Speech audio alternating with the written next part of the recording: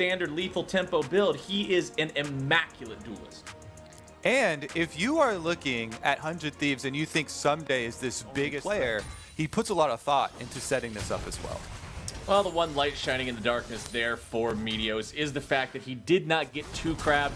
That always feels bad when your opponent manages to get the better of your camps and also grab both Scuttle Crabs, so he gets away from that one. But Licorice going for the solo kill here into the top lane. And there you go. We're talking about being a possible target, and Honey Fruit being found in the river means he healed back up.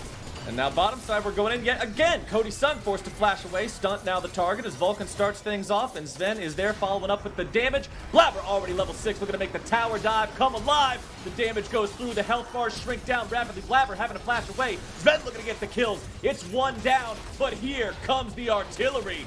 Both bottom laners on the side of 100. Spell Shield a Dragon auto because it counts as a spell to give you more attack speed. They do it. They finish off the Dragon. But now the fight has started. Remember, Stunt still no level 6. He's not able to find that Cosmic Radiance. He cannot bring in the invulnerability, and Cloud9 now mounting the assault against 100 Thieves. Niski destroys Cody Sun. He sends Meteos to that needs to build up plenty of damage. Tank stats, they just scale harder early on with only a 1 or 2 item investment than damage does. It's why these tanks are able to lane effectively against champions that want to play for later game, be more of a carry. As Niski goes for the damage, he finds the Paddle Star, he finds the Trouble Bubble. Niski gives him a big old These belt. will not be caught sleeping though. They'll take the opposite side of the map, knowing that Niski roaming up to the top side will give them full priority over the Dragon outside of the towers from 100 Thieves, and that's changing shortly even too as the domino effect is about to occur. Ryoma gets a nice taste of the Zoe combo there in mid lane, losing 2/3 of his HP. That they cannot contest, and Blabber and Licorice will take that one. Yeah, they already got their big reward. That's Scuttle Crab. Dead. In the afterlife, yeah, reborn. Do you believe in that? You want to get into reincarnation about Shelly's? Hold on, Blabber's not going to let Ryoma get seconds because that one just got sent back to the spawn platform. Nice kill there in the mid lane. Blabber once again utilizing the Nocturne to make the play. Yeah, I mean, honestly, that is going to be their best shot at getting kills. Niski here's got some juice. Niski trying to see if he's got the damage onto Meteos, but he's not quite able to get it there with the jump forward.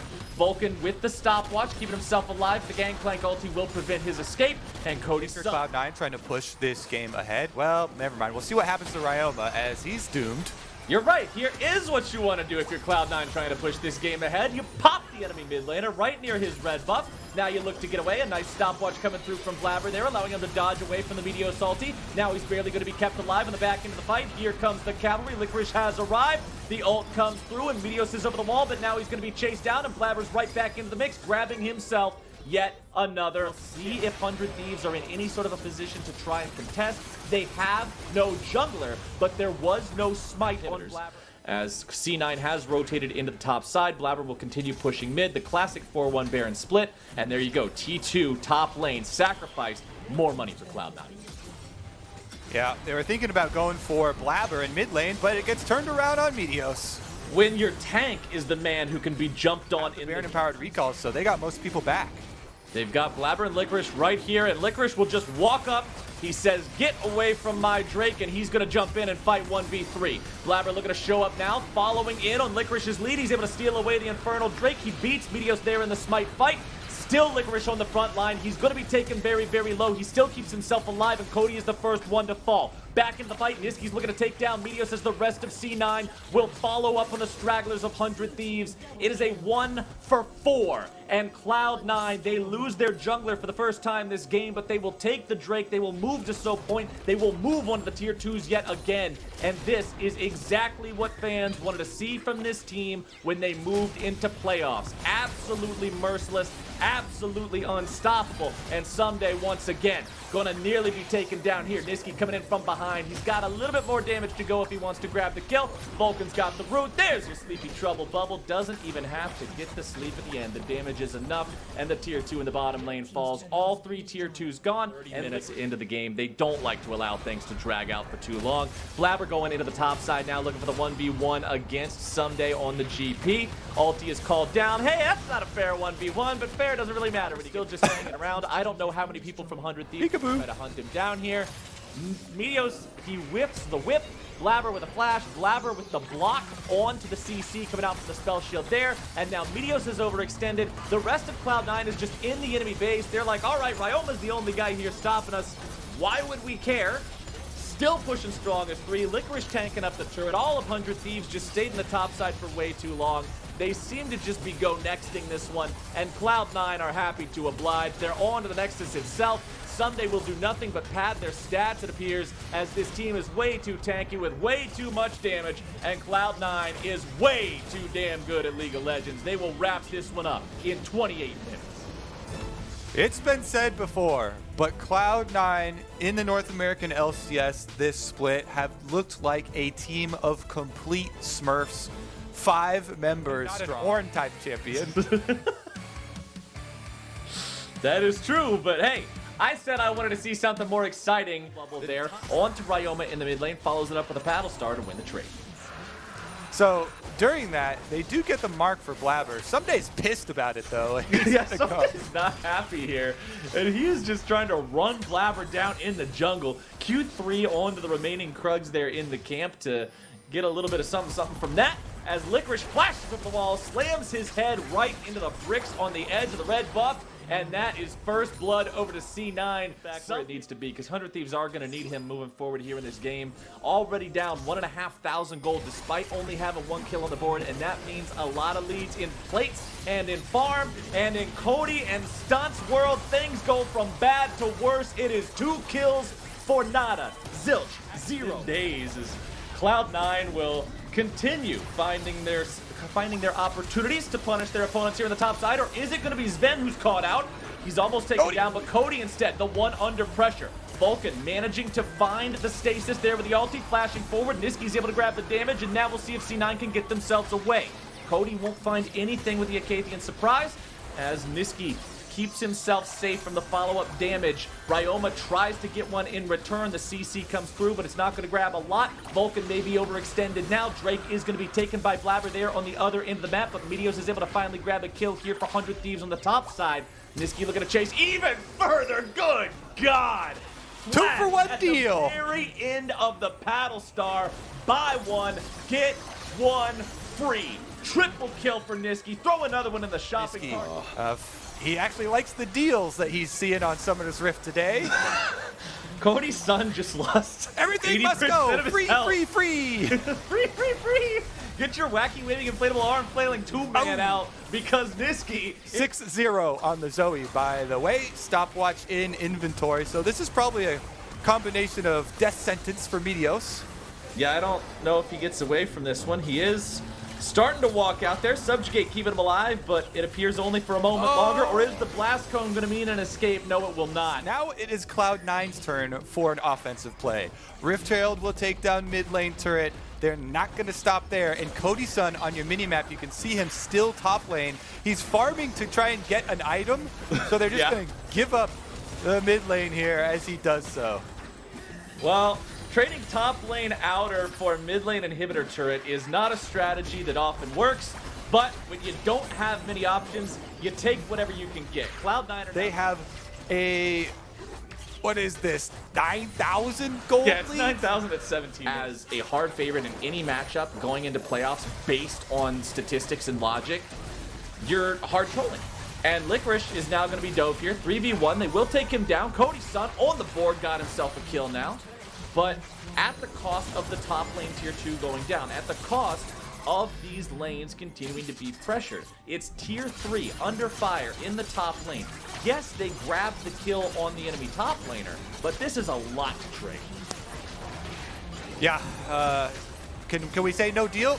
There's no option for no deal here. I don't think there is an option for no deal. They're just going to take the whole damn briefcase and the inhibitor along with it. 100 Thieves, once again on the retreat. The Cloud9 4-man squad does not care that they don't have their top laner or that he doesn't have TP even once he respawns. Vulcan looks to make a play with the Tempered Fate. No, he won't find it, but they will get 2 inhibitors if they even need it. Or maybe they'll just finish up the game, you know? 2 inhibitors with mid and top down means 2 lines of super minions streaming into the Baron will be picked up for C9, so they should be able to march ahead. And we can go back to talking about, remaining tier 3 turret. With the next Baron wave arriving now, they should have the opportunity to continue the auto attacks. Tempered Fate comes out. Cody's Sun going to be caught up in that one. Redemption coming down now here as well, and the turret is gone. Remaining inhibitor is the next target. And there comes your Aphelios ulti. There comes the follow-up CC plus the damage. Blabber on the front line having to drop down the Lamb's Respite. He'll stay alive through that one, and 100 Thieves are going to be baited into taking the fight. It's a 1-for-1 so far. That's the best the Thieves have gotten so far in this game, but they're all so low they have to go back to the fountain and try to recover. In the meantime, the Nexus turrets are being deleted. The first is down, the second is down, and Meteos and Cody's Sun are taking a hell of a lot of damage. 100 Thieves will be mopped up here at the very end just to pad the Cloud9 stats a little bit harder. A double kill for Licorice and a second win in this series for Cloud9, even more convincing than the first. 100 Thieves looks much more adept at making picks, using Tom Kench to bring himself and somebody else around the map, using LeBlanc to show up for that instant burst of massive damage. Don't walk into that bush. Well, here comes your stun, here comes your follow-up, there goes your drowsy, and the damage, babu! First blood. Pantheon moving around. He's got all 5 stacks ready to go there on the passive. Drowsy connects. Remember, Jarvan is not able to get over the wall. He does not have the E and the Q. Licorice taken very low. Licorice exploded, and things go well here for 100 Thieves. The highest win rate. Right now, though, he's headed into 2 players. And he is jumped on as Stunt and Meteos find the initial damage, and Cody's Sun shows up just in time to have the money put the red buff invade into bottom side transition for Meteos, resulting yield control over this zone. Meteos stepping forward, looking to make the play on to Niski. Flash away from the Cloud9 mid laner, who's going to try to be kiting this one out.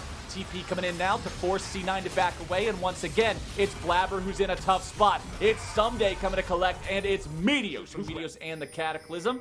100 Thieves will take that summoner spell as the true shot for Raj strikes. The C9 bottom lane. Ezreal Yuming been farming away. Sven gets the sniper kill onto Stunt. In inventory against that completed item on Sunday, it's not really a comparison you would want to make here in a 1v1, but Licorice is already actually winning it. The Ignite does so much to help them out there. Very tough road ahead of them because, like we talked about in Champ Select, they don't have really good hard engage versus C9 team, and Cloud9 make a pick attempt.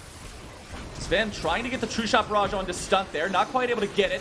The TP was going to come down into the bottom lane, but it's interrupted, and that just means it is free money for the Cloud9 roster. Sven kept alive, and a double kill. Jumps forward, he finds a trouble bubble, but he won't get the paddle star afterwards. Blabber having to run away now as Stunt and Meteos look to collapse. Blabber again can keep this one under their control. That is going to be the first Ocean Drake of the game taken for 1. Cloud9 seem to once again just be in control of the game, and that's the thing about this team. It's a question that needs on to these backline carries of 100 Thieves. Licorice and Someday once again here in the 1v1. Licorice doing well to avoid the Qs early on. Blabber's made his way up, but so has Meteos. Considering Licorice is taken very low, Blabber tries to flash in to save his teammate in time, but he won't be able to do it, and that just means he's stuck in the dunk bucket. It's a 2-for-0, and 100 Thieves win the fight. Meteos doesn't have a global, but he's there for Someday. Now he's going to have to get out of there because he's toast. Nah, take a nap, buddy. That's a shutdown. Drake going the way of Cloud9 most likely. You can see Cody and Stunt trying to fight for this one. TP coming out now as the Chains of Corruption make their way onto Niski's Zoe. The counterattack is there, and Vulcan is able to provide the CC onto Stunt. Licorice makes his way towards the enemy lines, but Someday's also coming around from behind the Drake pit. Blabber has arrived, and Meteos is working his way in from the enemy base. Now that Cloud9 has Smite secure potential, they're going to be looking to take this one down before Meteos is able to make his way into the fight, and Blabber's got it. That's going to be Drake secured. Niski with the Blade of the Ruin King active has the ability to provide the CC, and Licorice is going to be charging in, but Blabber's already been taken down. Licorice grabbing the kill onto Stunt, still looking to maybe make some more happen. Meteos jumping in with the EQ combo. Someday over the wall, providing some Qs, providing some CC, providing some suppressing fire, but it's Licorice with the onslaught of shadows, summoning the cavalry to dive into the something. Someday might be taking some damage himself. Hops over towards the back of the Dragon Pit. Licorice is going to find him. Someday. Oh man, that's not where you want to be, buddy. Now, looking to take down that tier 1 turret, the last remaining tier. Well, it's not even the last remaining tier 1. That's one on the top side. Still just barely hanging on as C9 will look for the tier 2 following it up.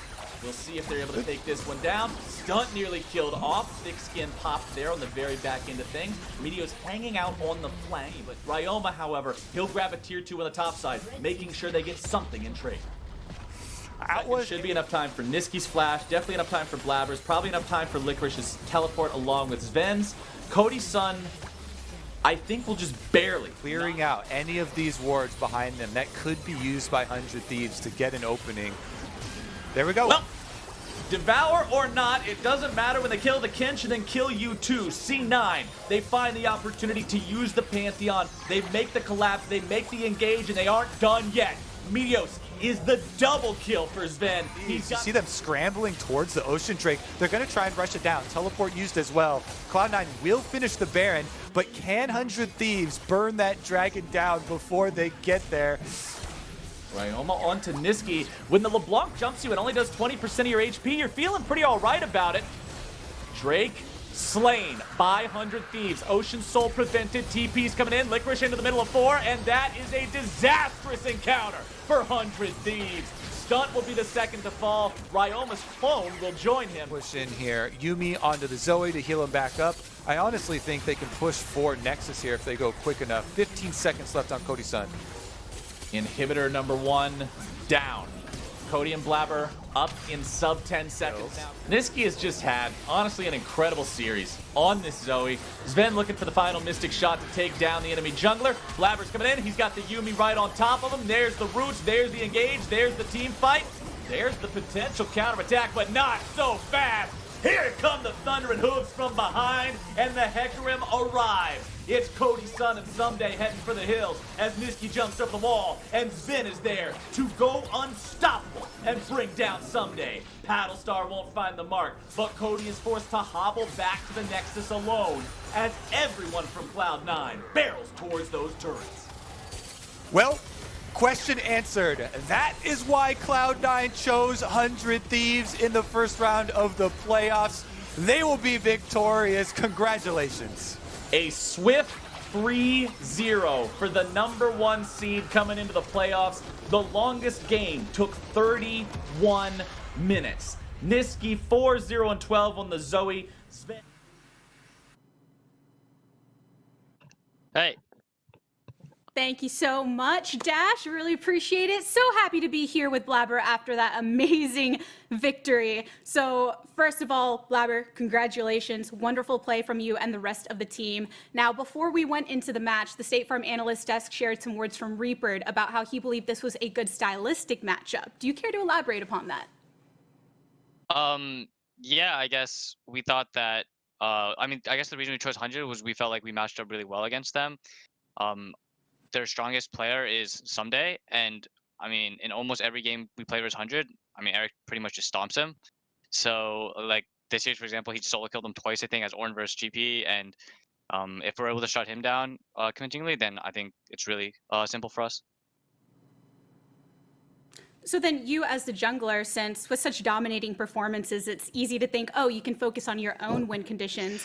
Were you as well paying a lot of attention, making sure that you could shut down Someday, or were you confident in just leaving that for most of the time to the solo laner prowess? I mean, I'm pretty confident in Licorice's ability to win by himself, so I didn't feel like I needed to impact that lane too much. I mean, generally as a team, we like to focus on winning mid 2v2 and just being able to move around the map together. So that's pretty much just what I focused on this series. Well, you made an impression with your first pick as well, bringing out Nocturne. Care to walk us through that and just farming junglers in general and their viability? I think Nocturne is actually pretty good right now, especially when they pick something like Syndra, who's really immobile. If she tries to side lane, she's just going to die. And I think it has a pretty good matchup against Sejuani because I can free farm, can't really punish. So yeah, I think Nocturne's pretty good right now. Now, during the regular season, you and a lot of players had expressed an emphasis on improving rather than focusing on the winning record. Did you feel any shift in that mentality now that you're in playoffs where wins matter more than anything? I mean, we definitely are drafting more like we would draft on stage, I guess, or like if we're trying our hardest, this is how we would draft, I'd say, compared to like during the regular split. It was more like let's try out different well, after we locked in first, there's like try out different styles that we could pull out anytime in playoffs, but there is always like a style that a team is better at. And I think now we're more focused on playing what we're best at so we can secure the wins. And you are definitely focused on getting that championship title, something no one on this squad has achieved before. Does that influence your motivation at all? I think it definitely does. Like we've all never won in NA at least. Sven's won in EU a couple times, but we haven't won in so long. And I think everyone just really badly wants to win, and we're putting a lot of work. And I really hope this is our split. And the work continues. You know who your next opponent is going to be. You saw EG yesterday. How is your next match going to compare to what we just saw against 100 Thieves? I think EG is a bit better than 100. I think we'll be able to win, but it probably won't look as easy as it did today. I think. And I mean, I'm also playing against my old teammates, Svenskeren, Kumo, Zazel, so I'm excited for that, and can't wait to beat them. Well, everyone else is excited as well. Thank you to everyone on C9 for encouraging some spring cleaning with your clean sweep here against 100 Thieves. But for now, let's send it back to the State Farm Analyst Desk. Bracket. Get a look at what's in store ahead of us, in particular on Tuesday, our next match. That's right, only one day between here and our next best of 5 in the postseason. Tuesday, we will return. I gotta full screen this because my vision is so bad on my own computer.